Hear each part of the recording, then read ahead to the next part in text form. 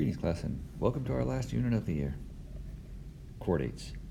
In this unit, we'll be covering a little bit about what it means to be a chordate. We'll look a little bit at non-vertebrate chordates, and then we'll spend most of the unit looking at the vertebrate chordates. So let's get started. What does it mean to be a chordate? To be a chordate means you have the following characteristics. First, you have a notochord, which is a support structure, which you can see here in this diagram. Means you also have a nerve cord. Means at some part of your lifetime you have pharyngeal gill slits, and in some cases, like for example us, they'll disappear, but for some, like fish, they remain behind. You will also have at some point in your life a post-anal tail, and in the higher order chordates, like us, some will develop the backbone and become a vertebrate. Now, what does it mean to be a vertebrate? Vertebrates are chordates that, of course, have a backbone. Each individual bone that makes up the backbone are called vertebra. And the amount of vertebra you have will determine the flexibility that you have with the back.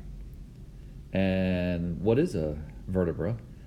It's a bone with a hole in it, and each one of those holes is designed to accommodate the spinal cord.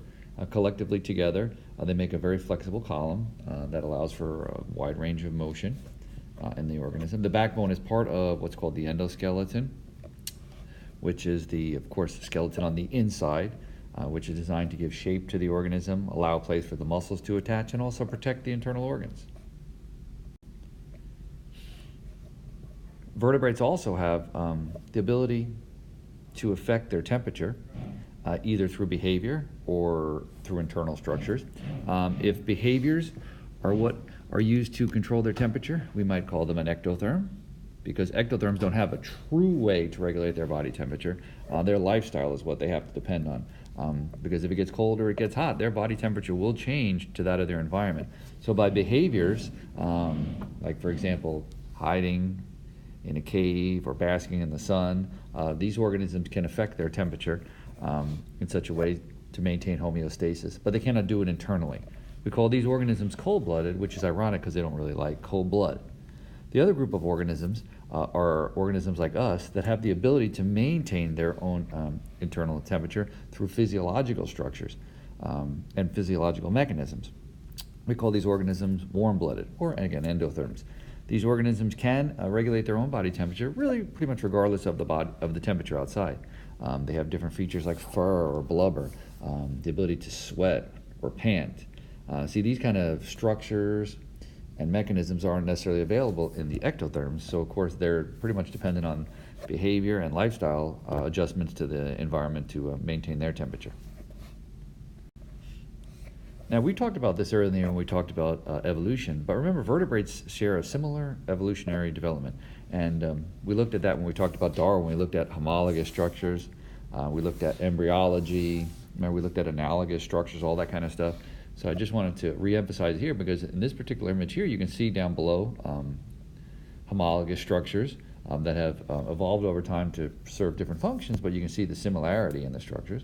And then looking at the embryos above, you can see some of the things we mentioned in the previous slide, like all these organisms here that are chordates sharing the post-anal tail, the pharyngeal gill slits, that kind of stuff. Very interesting. Now what we're going to do is we're going to look at the first couple of groups of chordates that are vertebrates. We'll start first with the fish. Fish are ectothermic vertebrates that live in water, of course. They have fins, just the vast majority have scales. They use gills to breathe. They have a two-chambered heart, and most reproduce by external fertilization, since of course they're in water, but some do have internal fertilization with live birth. The diagram on the right here shows you an excellent example of this two-chambered heart and one-loop circulatory system, which we'll talk about a little bit more in a few slides. There are three main types of fish. Your jawless fish, which are fish, of course, that lack jaws, and they also lack scales. They have cartilaginous skeletons. Then you have your cartilaginous fish, which have jaws, of course, but their skeletons are made of cartilage, and their bodies are covered with scales, albeit they may be adapted slightly differently than what you think of as a traditional scale. And then the most prevalent group are the bony fishes, which have scales and skeletons made of bone. Now, as we mentioned in the previous slide, the jawless fish, of course, have no jaws, And you can see here in this example here, they pretty much have to attach to what they're going to be eating, kind of suck onto it. And examples include the lamprey and the hagfish.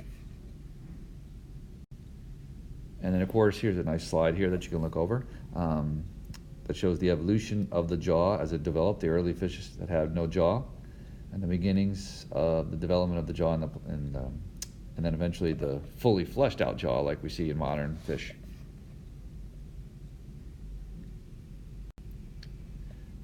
Then, of course, later developed the cartilaginous fish, which, as we said, have the skeletons made of cartilage. They're very flexible, and they have great agility and speed. They secrete an oil-like structure from their liver that allows them to regulate their depth in the water, which is a little bit different than what the bony fish do. Here's some examples of different cartilaginous fish. The bony fishes, of course, also known sometimes as the ray fish. These are the most common fish. If you see a fish, most likely it's one of these, but not necessarily. These guys have fins with spines in them. They have a structure called the swim bladder, which is a pouch filled with gas that allows them to change their buoyancy. I'll show you that in a slide coming up. And you can see it right here. It's kind of a mixture of water and gases, and by adjusting the volume of the gas, we'll make the fish lighter or heavier so it can change its depth in the water, kind of like a submarine does. Now, fish breathe with gills, and they're filament-like and arranged in layers to maximize the amount of surface area that contacts the water. The gills are inside the pharyngeal cavity, and they're covered with a protective covering called the operculum, because the gills are very fragile and they can be easily damaged. And what the fish do is they gulp water through their mouths, which creates a flow of water, and a pumping kind of action of the operculum helps to move the water over the gills so they can have a continual fresh supply of water passing over the gills. There are blood vessels in the gills to capture the oxygen and exchange it with carbon dioxide, which you can see in this slide here. They also have gill rakers, since they are breathing through their mouths, there is a risk that food particles could get in the gill area, so the rakers will protect the gills. The nostrils here are not really for breathing. Those are used primarily for smell. If you were to stick, say, a probe in there, had we done the dissection this year, you would have seen the probe only go so far before it hits bone. And you can see how the gills are arranged in layers, maximizing the amount of surface area. And you can see the different blood vessels for the exchange of gases. Most fish, as we said, reproduce through external fertilization. Some reproduce producing live birth, and these are three terms I want you to be familiar with.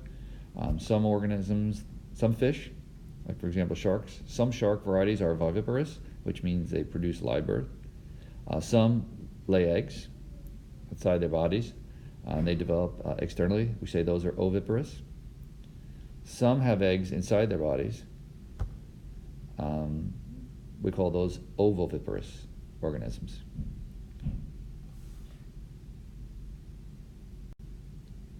Now, traditional, like for example, a bony fish, their body is traditionally covered with scales, as we mentioned, usually covered with a layer of mucus that lubricates the fish in the water and prevents like spores from fungi and stuff from attaching to the side of the fish. They feature counter shading, which remember we talked about before, which is a darker shading on the top, lighter shading on the bottom, which is an effective camouflage depending on which way the predators are coming from. Fish also, like I said, had nostrils, which are used for smell. They have eyes. They have teeth, which are generally slanted slightly backwards, which helps facilitate capturing their prey and keeping it trapped. They also have the lateral line, which runs the length of the fish on both sides, kind of separates the dark part of the fish and the light part of the fish, but its primary job is to pick up vibrations in the water, like a rudimentary ear. As I mentioned, they also have different types of fins, the dorsal fin on top, caudal fin or tail fin in the back, anal fin and pectoral fins help maintain balance, and then the pelvic fin helps facilitate locomotion. They have a well-developed brain and nervous system with a nerve cord that runs through their vertebra. They have a brain like ours, albeit not as big as ours, but they do have a brain, and they do have the same kind of sensory organs as us: sight, smell, hearing, that kind of stuff.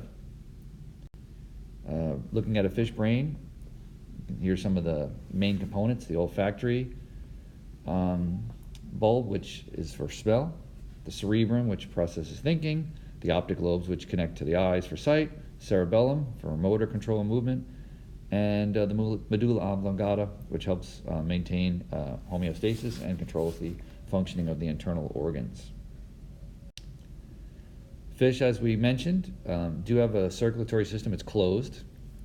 They have a two-chambered heart with one single-loop circulatory system.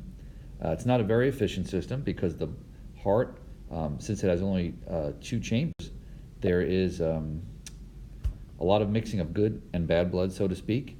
And since it's a one-loop circulatory system, the blood has to travel all the way around the fish and back around again, get pumped to the gills for exchange of oxygen and carbon dioxide. So that's a long distance and a lot of period of time where you have, in the same pipes basically, good blood and bad blood mixing. So this is not a very efficient system, but it's not really necessary because fish don't necessarily have the high types of metabolic processes that you'll find in like your mammals and your birds. So it works for them. But as we move through the chordates, you'll see as we talk about the more complex chordates, you'll see the number of changeovers will increase in the heart, as will the number of loops in the circulatory system. Now, the next group we're going to look at are the amphibians. The amphibians are an interesting group. Their name actually, amphibios, means double life. And these guys do, in a couple of months, what evolution has taken millions of years. They make the jump from being aquatic-based organisms to terrestrial-based organisms, as they live their lives both on water and inland. Most amphibians will, however, be tied to the land and to the water, even as adults, because even though they're adapted for living on dry land, they still need to return to the water to lay their eggs. Because their eggs have no protective covering. So if their eggs were left out in dry land, they would dry out.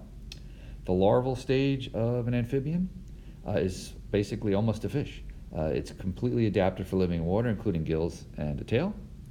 And then over the course of several weeks, the amphibian will undergo metamorphosis and change from an aquatic organism to a terrestrial organism with lungs and limbs for moving on dry land. However, again, they still will be attached to the water because they need to return to lay their eggs. Amphibians have a three-chambered heart with a two-loop circulatory system, which is more efficient, as you'll see in a second. They're still ectothermic, like fish, which means they cannot regulate their own body temperature. They're dependent on their behaviors to do that. And they include, as major groups, frogs, toads, salamanders, and newts. Here's some examples. We highlighting the frogs because, of course, that we'll do for our dissection. Frogs as a distinct group are short, kind of squatty, no visible neck. They have no tail as adults, although they do in the larval stage. They have moist skin because one of the ways they breathe is through their skin, so they need to stay moist in that regard as well. So that's one of the reasons you'll also find them by water. Even though they're terrestrial-based, their bodies are still adapted for part-time living in water, in that they have the eyes on top so they can sit in the water and still keep an eye out for prey. Their back legs have feet attached to them that are webbed to help facilitate swimming in the water. They don't have true ears like us, but they do have something called a tympanic membrane, which vibrates. It's almost like a drum skin. They do have an internal skeleton, not unlike ours. Look at some of those structures, the same that we have, the tibia and the fibula, for example, adapted for living on dry land, because when you live on dry land, now you have to deal with things like gravity. You don't have the buoyancy of the water pushing up on you, so you need a better skeleton than you might find in a fish. They don't have a lot of vertebrae, as you'll see here. They don't have a wide range of motion in their back, like you might find, say, in sometimes of reptiles like snakes and stuff. So they don't really get a lot of movement. They don't have a lot of vertebrae there to facilitate that type of movement.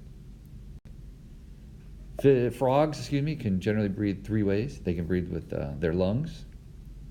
They can also breathe through their mouths. They have a lining of vessels in the upper part of their mouth that can facilitate gas exchange. And they can also breathe through their moist skin. As we said, blood is pumped by a three-chambered heart, which has two atria and one lower ventricle. And this is a little bit more efficient than the fish circulatory system, but not quite as efficient as you'll find later in the birds and the mammals. Looks something like this. You'll see it's a two-loop circulatory system. So now the blood doesn't have to travel quite as far. Blood that's going out to the body only travels in this system here. And then deoxygenated blood is returned to the heart, where it's then pumped to the lungs for gas exchange. Then it only has to travel back to the heart, and then it's passed into another loop and then goes back around through the body. So it's much more efficient. Although you do have some mixing of good and bad blood here, that issue is resolved with the birds and mammals with the four-chambered heart with two separate ventricles. And as we mentioned earlier, that name, amphibian, double life, you can see here, in the early part of life, the larval stage, adapted for living in the water. But over time, the metamorphosis and the complete change into the adult frog, which can live on dry land. You can see the adaptations like the powerful hind legs, etc., and the other things we talked about as well, but they're still, of course, bound to the water because of this. Their fertilized eggs need to stay moist, and of course to facilitate also their breathing as well. So that concludes part 1 of our chordates. In part 2, we'll look at the reptiles, birds, and mammals.